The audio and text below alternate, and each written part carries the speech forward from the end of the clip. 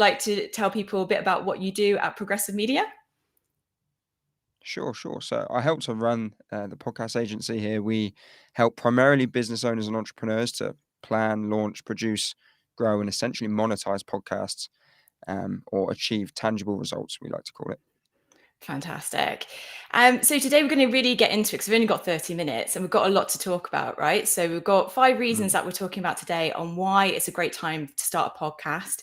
I know you've talked about it on your own podcast, Ashley. So I think there's lots in which we can share today with folk. If you're joining us live today, then let us know where you are, where you're joining us from. If you have a podcast, let us know in the comments as well. We'll be obviously looking at the comments and answering your questions as we go along today. Right, shall we get started? Get into it. Yeah, let's do it. Let's do it. Okay, so in terms of social media, I have a lot of people that are running businesses or are thinking about starting a business, and they feel quite exhausted in creating lots of content for all these different platforms, you know, Mm. like, for example, Instagram, Facebook, X, all of those. And it's a bit of a wheel, like a hamster wheel, I feel people are on. When I meet these people, they often ask how I manage my socials. But for me, a podcast is my kind of hero content, long form content that I chop up into pieces and redistribute for all those social spaces that I want to be on. I think that's a huge win for people who are looking to kind of have a presence on those social media websites without exhausting themselves as a creator. I wonder if that's something that has also come to mind when you think about podcasting for 2024. 100%. So it's definitely the easiest way you can show up on every channel, right? Because Mhm. to go and make individual content for TikTok, Twitter, Facebook, Instagram, YouTube, people do it and it's a full-time job, right? And for Yeah. most people starting podcasts and they haven't got full-time job, full-time amount of time to put into it, right? So for those people, it makes the most sense. Okay, let me create one piece of long-form content. But then if you invest either time or money into a bit of production, you can then turn that long-form piece of content into mid-length content for YouTube. You can turn it into short length for TikTok. You can transcribe it and make a blog. You can do other Mm. posts on LinkedIn, on Facebook, and create community. So it's your, you call it hero piece of content. What is it? What we usually call it? Can't remember the word exactly, but it's your core piece of content, right? It's Yeah, everything yeah, comes from that. So it's way, way more time effective than creating individual pieces of content. And these short absolutely. form platforms at the moment are loving podcast stuff. There's to the point that I've seen clips on the likes of TikTok of people with headphones on speaking into a mic, looking off camera, but they're not Mm. actually talking to anyone. It just they know that the idea of something being a podcast clip performs better than just talking straight to a camera. So, yeah, it's so time effective to, well, with the help of AI, with the help of production support, anything like that, it's so time effective to actually get out on every channel without having to create any more than an hour's worth of content a week. That's incredible. It's such a time saver. And you mentioned AI. There's features now on a lot of editing platforms, mobile and also desktop editing platforms, where it can do a lot of the heavy lifting for you, where you can get it to obviously chop up the clips if you've got like a multi-camera setup for your Mm. podcast to clip when people are speaking, or even suggest captions, for example, being a mobile app, you know, where some potential clips could be. I'm not going to say that it can do all of the work for you. That's certainly not the case, but it can certainly save a lot of time and identify some key points where this could be potentially used as a clip. So you mentioned that being one of the tools that we have at our Mm. disposal now, which is really exciting, evolving quite quickly in helping us generate those short form clips from long form content.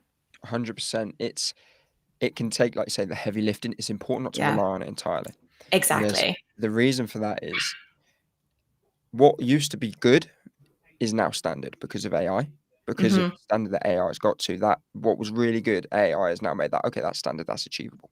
Which means if that's all you ever do, you're going to be in amongst everyone else. So if you want to genuinely stand out and get kind of the sort of traction that's going to leverage the show and get you to the point you want to be, you need to be taking it that one step further. Now, it's great for captions. We here at Progressive are using it for various elements of video editing. Like you say, multicam footage is a great one, Mm. but we still want to use the creative brain of our editors, ourselves, to Yes. say, oh, actually, this clip would be great if you started there. Maybe you can start halfway through and loop back round. And there's lots of human creativity needed to really make it stand a level above. And then you've got things like B-roll, which you want to add in. And if AI is editing in a certain way and you're using AI and it looks exactly the same, it's only a matter of time before that just becomes, oh, it's another one of those clips. So you need to be constantly evolving your content. You look at Mr. Beast, for example. He was ahead of the game with short form content or making his content super snappy. And I'm sure he'll probably be doing something in 6 months' time that no one else is doing, because to be at the top, you really need to be evolving all the time in your content. So you can't rely on AI doing all of it, but you're absolutely right in the sense that it takes so much of the heavy lifting away. So it makes it more of an opportunity this year. If you're thinking, I haven't got loads of time, but I've got a little bit of, say, a little bit to invest in a project like this, podcasting's great because you can go, okay, I spend 1 hour a week recording content. I can use AI to streamline a lot of the other processes. And then you're laughing. Exactly. I like to use ChatGPT, for my transcripts. I put my transcript in there and I give it an example of a podcast summary for my show notes. And I say, I'd like you to copy this in the same style and same format. And again, it comes back to that point of it doing the heavy lifting. It doesn't produce something perfect. In fact, it can sometimes water down my voice and style, but it still provides me a template from which I can use as a springboard. And it's cut down the time significantly rather than having to write from scratch. So really good points, we're raising here about AI in saving time and getting the flow going, but the creative mind and making great editorial choices with your listeners in mind is still crucial. And that's why I encourage people that want to scale or may not have time or interest in editing. There's lots of great editing services out there and freelance editors out there to partner with that could help you to really make the most of this hero content. I've heard it called hub content. There's other words, isn't there, for this long form content? I can't think of what we normally call it. It's escaped me. But yeah, regardless of who you use, freelancer, agency, employing someone, however you go about it, the very first thing you should look to get support with if you're going to invest money in your podcast is production. You should be doing that before paid marketing. You should be doing that definitely before paying guests. The very first step that's going to help you get up that ladder is production. So that's where you should be looking to first. Brilliant. I think we've really tackled this point number one really well. Do you feel good to move on to the next one? Yeah. And if you've got any questions as we're talking about these topics like hero and hub content, if you're just joining us now, please say hello and ask us questions and leave your suggestions. We're watching your comments as we chat and go along today. So aside from being really great hero content that we can redistribute on social media, in terms of trends for podcasts, it's on the up, right? I've seen estimates for the end of this year. By the end of 2024, we're going to have around 504 million global podcast listeners. And we seem to be quite set to hit that goal. It's continuing to grow, isn't it? Which puts new podcasters and existing podcasters in a really good position, don't you think? 100%. And the biggest thing about it is listeners are growing. Sponsorship is being spent way more on podcasts. Yet the actual competition hasn't changed that much. Now, part of that is because don't know the exact number now, because it's been a while since I've seen the figure, but at less than 5% of podcasts are active with more than 10 out there. And when you think about that, there's so much opportunity. And the reason a lot of those are failing is because, to be honest, they're not putting enough time or effort into it. It takes more than people realize. But what it does mean is it can be quite deceiving how many podcasts are out there, because I get often, everyone has a podcast, but not really. Everyone's had a podcast, but how many of them do you know are actually live still? So if you can be consistent with it and take it seriously, then you're actually not going to have anywhere near the sort of competition you would on YouTube. The numbers that are live now are similar to what YouTube channels they were in about 2009. And imagine being on YouTube in 2009 and thinking you're late to the game. Now look at YouTube, right? So it's still early days in terms of competition, and the listeners and sponsor money is all going up year on year. It's not going to be like that for long, right? It can only go up in terms of listeners and sponsorship, and competition stay the same for so long before everyone's jumping on it and sticking with it because they're making good money, that it becomes more saturated. So I think that's a massive thing for 2024. I don't think we'll have the same luxury in 2025, which is why it's a hurry up and get going with it now, because you're going to miss the boat otherwise. It's funny how you say some people, I do hear this from some people who are a bit uncertain about starting a podcast because they feel like everyone's doing it. But your point about, yeah, people may have done it, but they may not have active podcasts. They may have started it over the pandemic when I think everybody was, obviously in home thinking about projects that they can do, and podcasting was one of them. But then they've not necessarily posted within the last few months or even year necessarily. There's a few statistics knocked around, and we were talking about this before we obviously went live today in terms of the number of actually active podcasts that are out there. And you had a really interesting statistic, right? It was like around 5% are actually active out of the global podcasts. Yeah, so it's 3.9%. Now this is from data last year. I can't remember exactly when it was, so it might have changed now, which is why I was a bit more broad to say less than 5. But it was 3.9% of podcasts have released more than 10 episodes and have uploaded one within the last 10 days. So when you think about that, that's like, okay, so excluding the brand new podcasts, the ones that are active and uploading weekly, is less than 4% of the ones that are out there. And I'd actually probably say, if anything, it's gone the other way and it'll be even less now. Because those podcasts that all started in the pandemic, how many of those are still going? If they are, fair play. Most of them they've gone back to their jobs, obviously, a couple of years ago now. And they've gone, okay, cool, I haven't got time for this anymore. And now, if you want to launch a podcast, you need to do it properly. You need to have good production, whether you're doing it yourself or with someone else. It needs to sound good. Yeah. It needs to be unique. It can't be just a copy of something else. So people are just giving up because they don't take it seriously. But what that is doing is giving so much opportunity to those that are ready to go, okay, I'm going to do this and it's going to be a big part of my business. And with some of the podcasters I work with and the rest of the team work with, it's those that are doers and just, okay, I'm going to do this. I'm going to take it seriously. And obviously not everyone has the money to invest in it, but those that invest the most into it, that do always get the most results. Because taking it seriously and being consistent with it puts you in the top couple of percent like that. Exactly. And when you approach sponsors, or if you're thinking of other ways of monetizing, to have that kind of commitment to show that you're publishing maybe once a week, you've got maybe a newsletter as well to tell people, or you've got a strategy in which you tell people about the podcast and the latest releases. You've got really good audio quality.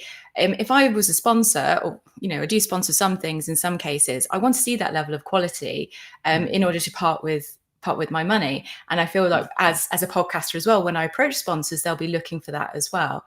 With audio quality, we're just at a stage now where people just won't hang around to hear echoey with a lot of reverb, or doesn't matter how good the content is. If the quality is crap, people will leave. And if you look at it this way, if you, without knowing it, essentially work really hard to get someone to check out your podcast, they see your clips, they see you promoting it, they've seen you be a guest on other channels, and they go, okay, I'll check it out. That's a potential listener who might then buy from your sponsors down the road, that might then buy from you. If within the first 5 seconds your podcast sounds crap and they never come back, you've wasted all that time in getting them there. So it's never going to get you more listeners at the start, but it will keep the listeners you have. Exactly. I think this is a terrific point to make. We've covered now is really a great time, even though it feels like there's a lot of podcasters that are out there and the market is saturated. In fact, that not many are active and listenership is going on the up. So now is a really great time to start. And like Ashley said at the very start of this point, it may not remain this good for that long. This could be the year that you've really got a great opportunity to establish yourself as a podcaster, or even scale if you're currently podcasting. Actually, I think we've covered a lot in this. Was there anything else that wanted to add before we move on to the next point? No, let's get to the next point, because otherwise I feel like I'm going to go off on a tangent and we'll never make it towards that point. We'll just be here forever. Okay, so technology, it's never been easier. And I say that in terms of like mobile technology and how fast that's come, and how other players such as Spotify, for example, have made really user-friendly, beginner-friendly dashboards to both record and edit. This is something that didn't exist when I started my podcast back in 2018. I was very much piecing together things, asking for favors from friends that knew about audio quality. There's so much more out there now in terms of like information, how to do it, and also ease of doing it. Those dashboards getting easier for beginners particularly. I wondered if you thought the same in terms of the tech and 100%. how far it's moved over the last couple of years. For sure. So so many companies now are seeing the rise in podcasting. They're like, oh, how do we get in this space? Yeah. It's becoming more and more popular of a form of media for people to consume. Year on year, it's growing. So there's so much opportunity for tech brands, SaaS brands to bring in tools. You think of like Riverside, for example. It's a Yeah. fantastic tool to record podcasts on that. Pardon me, that wasn't particularly as well known a few years ago, but now they're bringing in elements like AI show notes and being able to cut up your videos, and then you've got all these different AI products. So there is so much coming into the market because it's a growing market to take advantage of it. And at the end of the day, podcast listeners typically more affluent. It's statistically more affluent than any other media consumer, which usually means that content creators are more affluent. And these people want to get in front of the most affluent people as possible. These brands, these companies, these tech companies, whatever it is, they want to get in front of the best audience possible. And those in the podcasting space, it's growing, and it's obviously a very, very valuable audience to get in front of. Mm-hmm. I wonder what our listeners, because we've got quite a few people following us and tuning in live with us at the moment. So hello, I can see folk tuning in from Kenya. That's fantastic. Lovely to have you here. Awesome. Let us know if you have questions about the tech side and investment from tech sponsors as well, as we're talking about this point. Yeah. What do you think about, I work with beginners in podcasting, educators in business specifically, and usually the tech side of things it's a real pain point. It's a real hurdle for them because they feel that it's really complicated to be able to access podcasting technology and record and edit, and that it can be quite nerve-wracking if you haven't been in any media space at all. What do you say to those people who are just think that the technology is just maybe too complicated and not very accessible? 100%. So for those people, I think someone like yourself, you say you're working with beginners, get help from someone, whether it's them outsourcing it or them showing you how to do it, because there's so many people out there who it's like second nature to. You should be focused on what you're good at, which I know for the most people we work with, there are a lot of businesses, entrepreneurs who are amazing at what they do. But even some of our biggest shows who make hundreds of thousands, if not millions of their podcast, they don't know anything about tech because other people do that. So you don't want to waste your time focusing on things that aren't as important. Just get that help, whether it's someone to show you how to do it or even better, someone to just do it for you so that you're not stressing about that, because it's such a tiny detail. And I know people who have not launched podcasts for years because they still haven't got the name right or they still don't know what microphones to buy. And then I know other people who have gone from thinking about it to monetizing it, launching it in the space of a couple of months, right? So those people are the doers. Those are the ones that just go, oh, I don't know this, let me get help with it. Outsourcing those elements, and it doesn't have to be paying loads, doesn't have to be paying us loads of money. It can be literally getting help from someone who knows what they're doing to just teach you or just set it up and show you how to do it. But just get help on those small details because they are going to hold you back otherwise. Exactly. You know, when I started, I had a fellow colleague who would come in and do our videos for the training school I was in. So I literally bought him lunch and asked him to tell me everything I needed to know about recording on Adobe and how to edit using like basic steps. Perfect. And he was really happy to do, ask a friend. I know for teachers that I work with, there may be a media teacher in your school or in your network that would probably be happy to also sit down with you if you're looking just to kind of find out more before you commit to the idea of podcasting. So yeah, it's funny, isn't it? Because I work with educators who are great learners and great facilitators of learning, but that realization of like, what you don't know, you can learn, or you can find somebody who can help you. It's okay. You don't have to do it all yourself. And what you don't know, you learn. Exactly. It's such a poor excuse to go, oh, I haven't done it because I don't know the tech. Cool. Spend 15 minutes on YouTube, you'll probably figure it out, or speak to someone for 15 minutes. It's people come up with excuses to fit rather than actually just going, okay, let's do it. Do you know what I mean? Yeah. Brilliant. I can see we've got some questions coming up. And hello, everybody just joining us to talk about 5 reasons why you should start a podcast. We've covered 3 so far, right, Ashley? I think we're powering through. There's a few people saying hi as well. We've got Malik, Tony. Oh, hey, Tony. We need to catch up soon, Tony. Sean, Darren, and Alex. Alex, what's Alex saying? Alex is asking, what's the best way about getting sponsorship for your podcast? Ooh, that's a good question. Shall we talk about monetization first and then go to Alex's question? Because now is also a good time to think about building that varied portfolio, monetizing podcasts. 100%. And you mentioned earlier that sponsors are paying more than ever for good quality podcasts. Of course, they're looking for high quality audio, a commitment to a schedule. How does it compare to where it was before? Well, people is in the brand's monetizing. Yeah. Yeah, so people are more aware of it now. People Yeah. weren't considering it before. Now people are seeing all these top podcasts with sponsors, and these companies generating millions of pounds through sponsorship. They're going, hold on, am I missing a trick here? And for me, there's such an opportunity there because it's such a different type of advertising to paid ads. Now, paid ads has had its problems over the years with tracking, now with different privacy features making it harder to track. And the thing with a paid ad is you spend £1, you get a click, for example. Mm. You're not then going to get another free click from Mark Zuckerberg down the road because you felt like being nice. You pay for every click you get. Whereas on a podcast, we've had it before, clients of ours who have done an episode and people have come back to them 6 months later to say, "Oh, I've just listened to that Yeah. episode. Do you still have that same offer guy?" So it's always going to be there. It's evergreen as long as your content is evergreen. And that can be really valuable to sponsors as well. It's really actually a good way of getting sponsorship before you launch is by saying to people, look, if you sponsor my first episode, when I'm doing this in 4 or 5 years' time, people will always be coming back to that episode. Hmm. Right. So on that point about sponsorship as well, kind of what's the best way about getting it? For me, it's a lot of effort reaching out to loads of people. Use LinkedIn, reach out to marketing directors, partnership directors, try and get straight to the source if you can.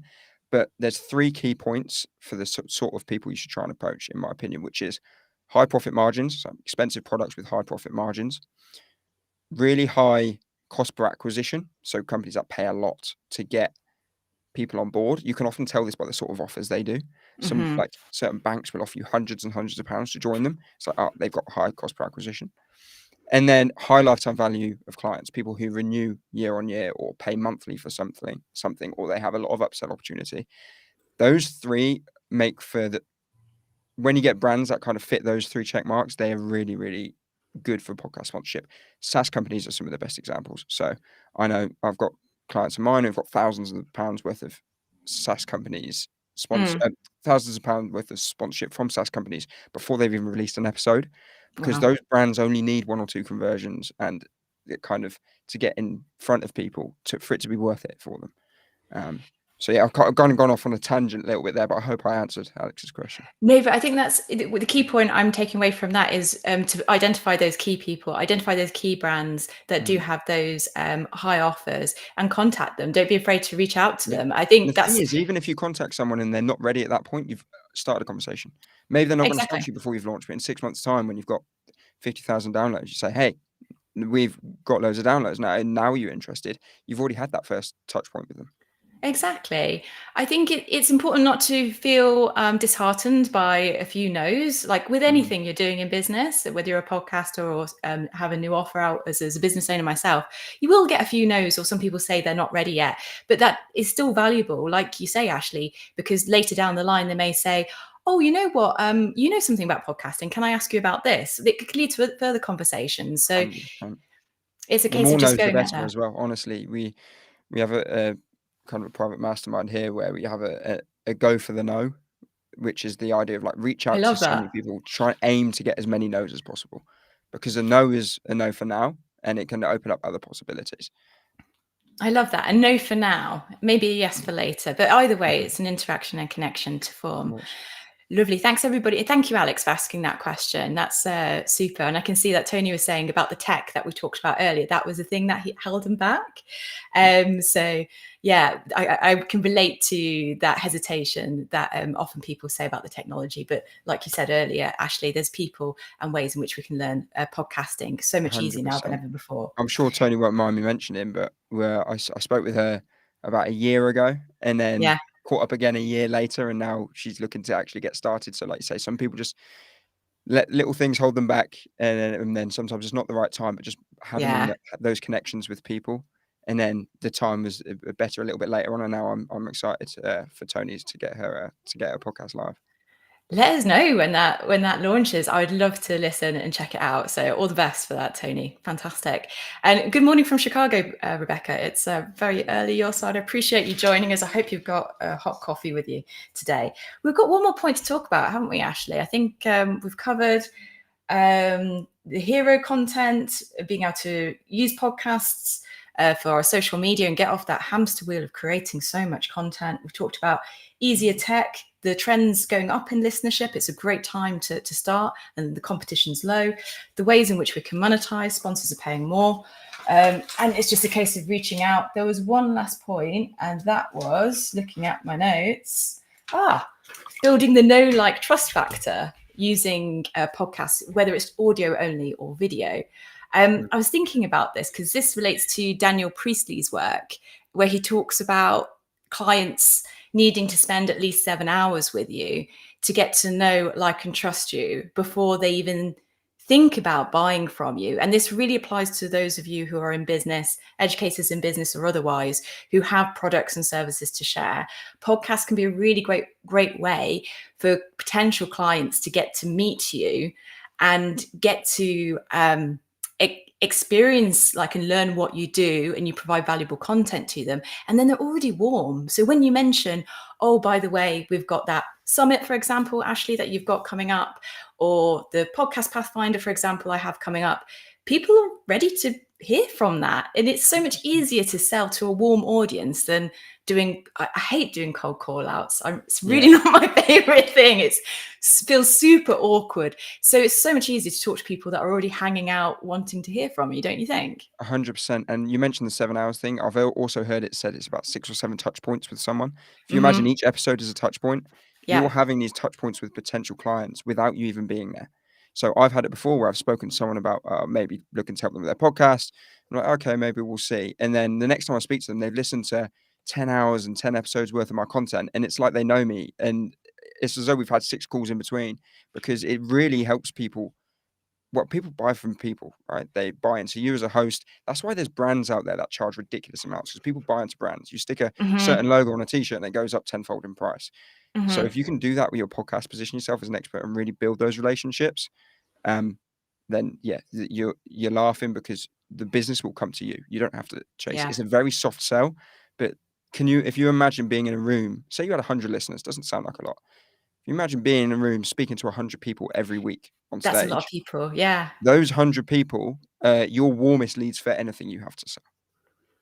Yeah. Also, are we very a harsh stop on 30 minutes, or have you got a little bit of time, sir? No, we've got more time. I've been watching the comments as well. Carla was saying, 7 touch points, she believes as well. Yeah. I agree with that. It's just so much easier. And when you imagine 100 people, like, if there are 100 people stood outside my house right now, not only would that be really freaky, but that's a lot of people, isn't it? And they're showing up every week potentially. They want to hear from you. So they don't mind when you mention your products. Of course. And obviously, I mentioned it to you before we started, our summit that we've got coming up at the end of this month. Someone's booked flights from Croatia to come and spend the day with us, right? And that's just from listening to our podcast. I've never spoken to her until she was like, hey, well, I'm coming. Like, oh, it's amazing, right? There's a question in the comments from Esther saying, how did you choose your subject matter? I've kind of just jumped ahead. Did you want to go into some questions, or do you have some more points to make that? Let's do it, because I think we've covered those 5 points really well. And for those, if you're just joining us, don't worry, the replay will be available, so you can go back and go over those 5 points we talked about. So let's dive into Esther's question. I'm glad you've got better eyesight than I have, Ashley, reading the comments. Thank you. Esther's question is about the subject matter. So how do we choose it?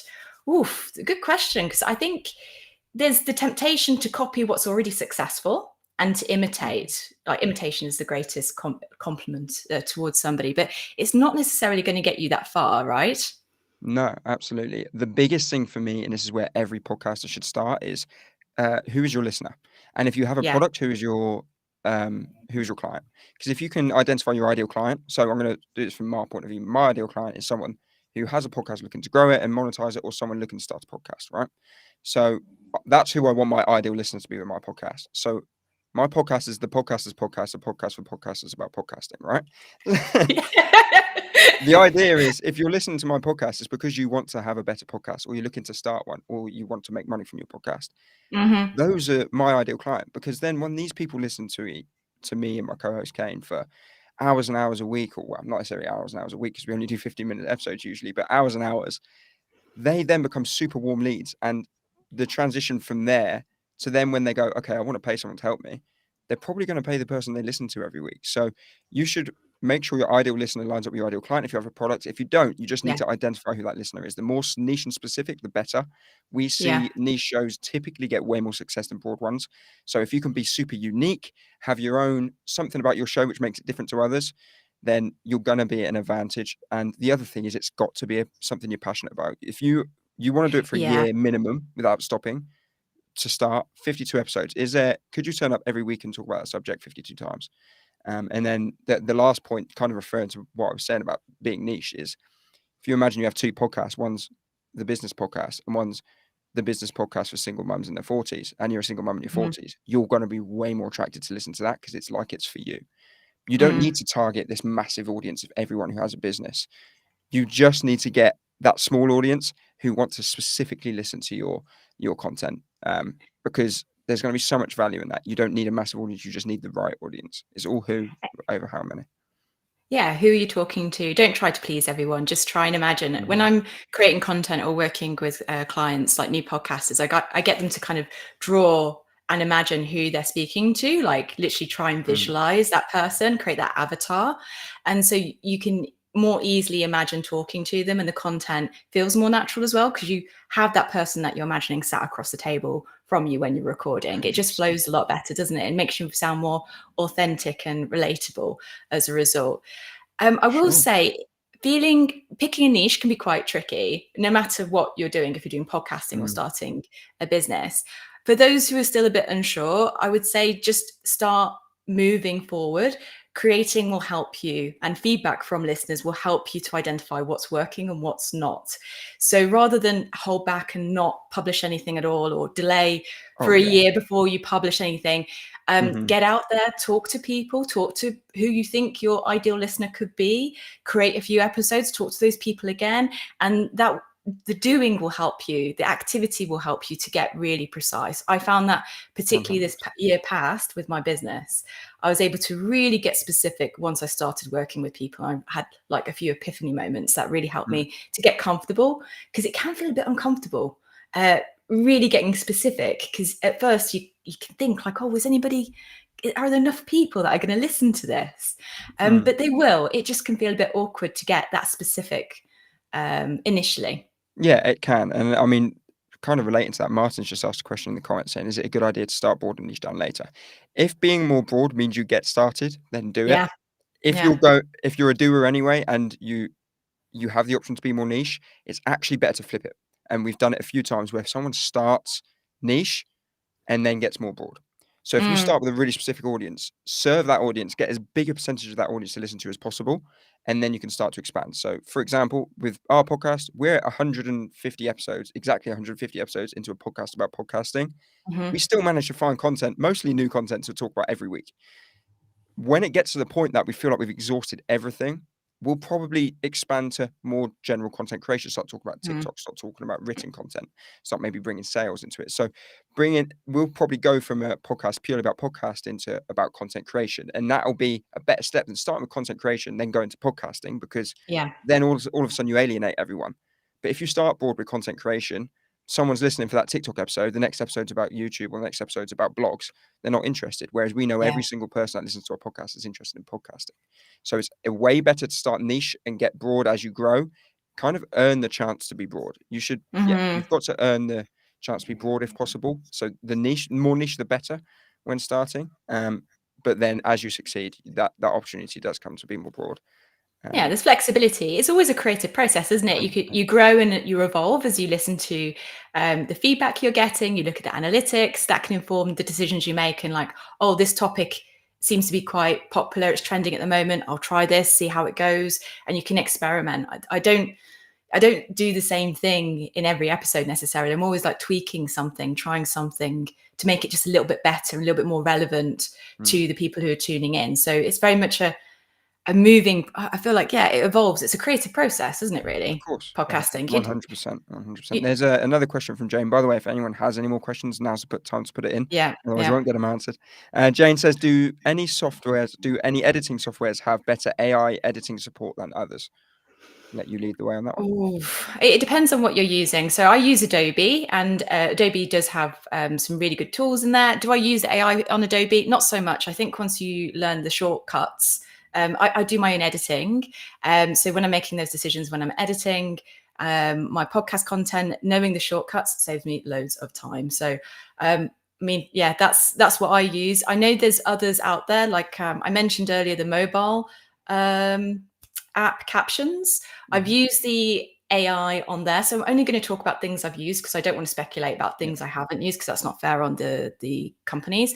The Captions, if you're using your mobile phone and you're taking long form content, like I could take one of my video episodes from YouTube, put that into Captions and get AI to chop it up. I found that only 3 out of, let's say, 7 of the clips it suggested for those short form clips that I want to distribute onto social media were usable. Yes, I'd agree with you on that one for sure. Yeah. For us, and I'm hesitant to answer this because I don't do the editing myself. We have a team that do editing. I'm only kind of work on the strategy element of it. So I don't know from being part of it, but I know everyone uses Adobe Suite that we work with. The designers, the audio, the video, they all use Adobe Suite, and they said there's so many tools in there that make it quicker. So Adobe's not cheap, but from It's what worth. I've been told and what we do here, it's if there's one to learn, it's Adobe, because there's so much that it can do for you. Oh, you didn't say that, Ashley. I've got friends who use Pro Tools who'll be on to us now. You know how it splits with the Pro Tool users and Adobe. But no, I fully support that. I use Adobe. I love it. Do I use the AI features? No, but I think talk to editors, ask people what works for them. I think, like you said, Ashley, there's lots of tools in Adobe itself. And if you learn it and you get familiar with those shortcuts, you do the setup how you like it. I have a certain way I like to set my screens up when I'm editing. It gets really fast. And if you're practicing regularly, you can become really quick at it. Or otherwise, get a professional to do it for you. They will save you hours of time, and it may not cost as much as you think. So inquiring with a few agencies or freelance editors could be a real worthwhile investment, rather than trying to find the tool with the best AI. Thanks for that question, Jane. That was really brilliant to bring us back to such a hot topic such as AI. Are there any other questions for us to answer, Ashley, before we wrap up So today? Carla said, can you tell us a bit more about your event? I missed the beginning. I'm not sure if is that the summit? Well, I don't, don't want to spend too long rambling on about it here, but we've got an in-person event in Peterborough, UK on the 26th of January. Spend a day with us. We're going to talk about kind of a bigger version of what we're talking about here, myself and you, Laura, about plans for 2024, sponsorship, monetizing your podcast, AI, and all that sort of stuff. If you actually if you search bit.ly/pod summit 24, you'll see a landing page, or just drop me a message. And that's the same for anyone. Drop me a message. I can send you a link. And there's some more info on there. Yes, it's £32, I think, for a ticket. And it's a Nice. full day where we talk about podcasting for 2024. Lovely. That's such a nice question, because that was what we were going to end the session on, wasn't it? To tell people what we're doing and where to Absolutely. find us. So that's fantastic. Which website should they go to? You said folk can message you directly on LinkedIn, of course. Message me directly for the link to that, or search bit.ly/pod summit 24. And then my only other thing is, if you want to hear more of me waffling on, as well as my co-host, then I have the Podcasters podcast, which you can find. If you click on my LinkedIn page, you'll find it somewhere there. Super. Thanks so much, Ashley. And thanks everybody for joining us today. It's been really fun chatting about this and reading your comments and questions. If you have further questions, like you're watching the replay of this, or you've got a burning question that you want us to ask, you can still drop that in the comments below the replay. And Ashley and I can try our best to answer those questions for you. To find out more about what I do, I work with educators in business to help them start podcasting and recording video content. You can obviously go to my LinkedIn page or go to my website, communicatingforimpact.com. Lovely. We really did well on this. Went over time. Ran a little bit over, but no, Pure thank you very gold. much, by the way, Laura, for inviting me to come and join you. This has been awesome, and you've It done all has. the legwork and getting it set up. So yeah, I really appreciate giving me the chance to come on here. Hopefully we can do this again soon. I really Sure. enjoyed our chat. And thanks everybody for joining us today. Have a lovely Friday and enjoy the weekend ahead. Cheerio. See ya.